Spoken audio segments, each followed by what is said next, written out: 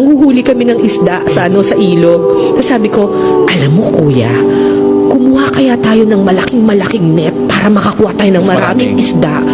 Tapos, para po bukas wala na tayong hindi tayo magugutom. Tapos sabi niya, tapos tawa sila ng tawa. Sabi nila, bakit po tayo kukuha ng marami? Hindi naman po ako, mabubusog na po ako sa isa lang. Tapos sabi ko, sayang po daming isda, kunin natin lahat. Sabi niya, bukas naman po nandyan pa rin naman po yung mga isda. Tama din naman. Ibibigay naman po yan ng Panginoon Totoo naman. bukas.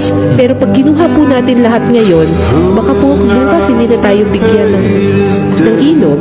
Dahil naging sakim tayo doon. Dahil naging sakim tayo.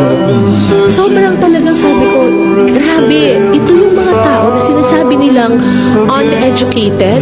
Pero diba, Father, parang when you talk about education, sasabihin nila uneducated itong mga taong to. But these people, sila yung nagtuturo sa atin na hindi, just take whatever is due you for that day.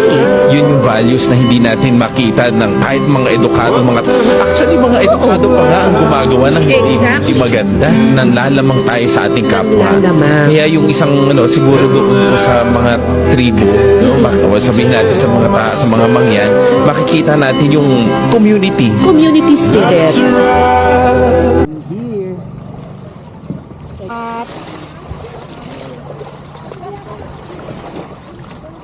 Wow. Mami, nakabasa na to. Akala ko dito. Ha? Kung we will be here. Kung will we be here. Kasi nakita ko mga tao nagsusot ng itim na t-shirt. Ang inaano yung